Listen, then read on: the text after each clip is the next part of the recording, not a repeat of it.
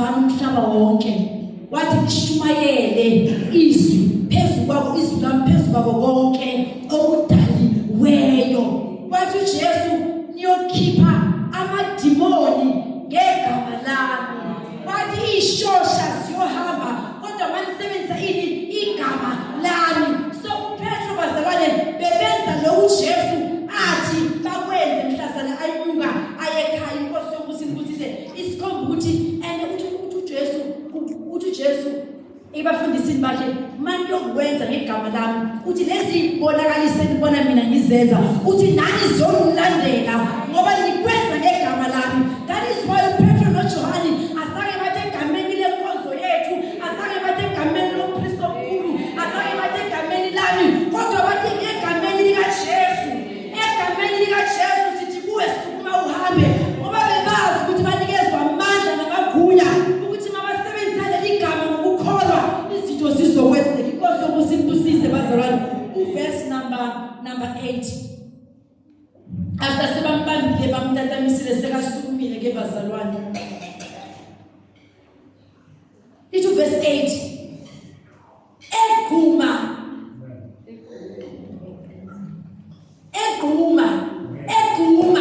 wema wahamba wangena nabo ethempeleni ehamba eguma emdumisa uNkulunkulu beka enjoy ukuhamba bazalwane ukuhamba umntwana omncane ukuhamba ukuthi usitundi kanjani uthi ulokho akakhona ukuthi ngempela uyahamba naye nendoda benze nje umntwana omncane ingakholwa ukuthi ngempela lokho kuyenzeka ngoba kudala kuhleli la bathi just bebangipha kuphela akekho umuntu engewabonile izidingo zami bekajabuliswe ukuthi from a gate nomuhle sewuyakwazi ukungena ethempeleni bazalwane impilo yale ndoda yachange from esimeni sakhe labe kabheka khona bathi bazalwane kwachange manje lekwangile ethempeleni kwamdumisa uNkulunkulu njengabo bonke abantu. uNkulunkulu nakafika empilweni zethu ufike uzotshintsha izimo zethu.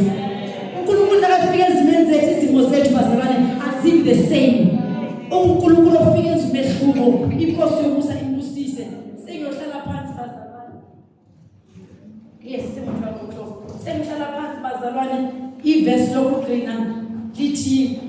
abantu bonke bambona ehamba edumisa uNkulunkulu kepha basebamazi ukuba uyena owayehlalela ukuphiwa ngasemnyango omuhle wethempeli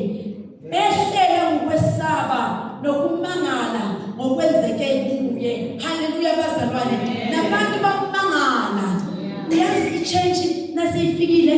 nabantu bamangala ukuyibona ikhaya lana ungekho right la kuhlushekwa khona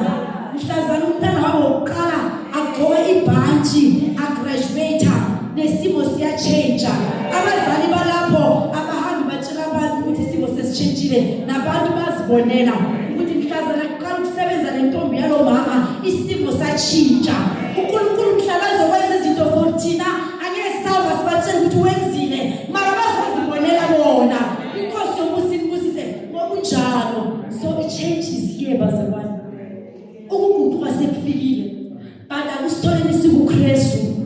ungavumi ukuthi change ifike bese ikushiya usesenjalo. Lwela ukuthi change bese ifikile bese wenza okungcono. Le ndoda bazalwane kahle kahle bese ikhathele nayo lokucela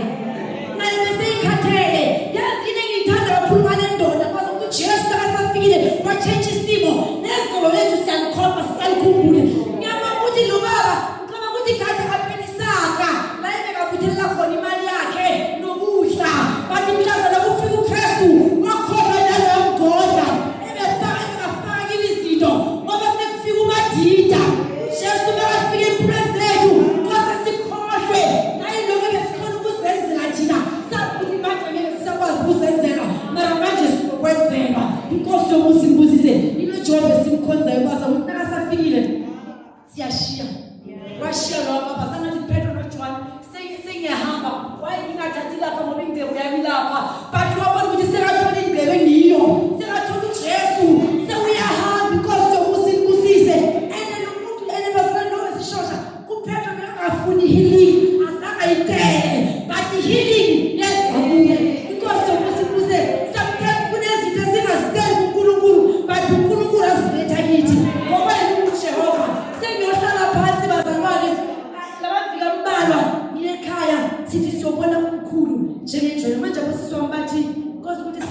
naye sispenda memories naye sishuti ithombe simjabulise ngenxa ukuthi odoktor sebashilo ukuthi icancer asazi ukuthi stage ngaki uyabona nje sekakhulu ukuthi always maseka nje ukuthi somdlalisa abamkeriwe bamkere abamgunda maziko kube mnandi but uNkulunkulu wayishida bazalwane azabe kusaba ngale ndlela lethe bestenile sathi nasifike ekhaya bazalwane ebusuku uNkulunkulu wasivusa phakathi kobusuku siqale kancane siyathandaza nje sonala uNkulunkulu bazalwane wehla wakhuluma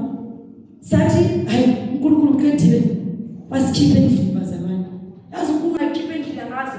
like unete keep endlini from ukuthi wozivale uthandaza endlini wasikhiphe endlini sibone sesisestrategy ukuthi sifike we don't know because thina besisi zokwenza umsebenzi kamkhulu sifuna ukujabulisa umkhulu spend isikhathi naye kanti uNkulunkulu uthi laba bahlangene namhlanje ukuthi bayokwenza umsebenzi wabo inkosi yomusimbusise bazalwane I think about 12 o'clock 1 to 2 uNkulunkulu wathi iyane intradini and nambhele mina ehambo uNkulunkulu benakuma abashumele intradini but bengacabanga ukuthi one day uNkulunkulu from esprit futhi uyongisusa esprit athi go back uyelele uyoqalisela phansi amangala and since le nkonzo yenzeka bazalwane ukuthula okumangalisayo likusibile ngoko na uthi nokuthula noma befowethu noma mfona beyintende ngeTV ithi hey le nkonzo leya namhlanje ukuthula kusakuthi inkosi yokuthi sengihlala phansi sokusaba worried bazalwane ukuthi hey abomakhelwane bazophatheka mhlambe bavuse ngathi mina ningawari if abakalali abakavunye nxa Jesu is okay abakalali nento right if abakalali yes it's okay manje sahamba sahlukana ke bazalwane hamba qala mina ngihlale kubenyana abanye basala manje uthulukile kudlala nabo uthibo hey igroup yala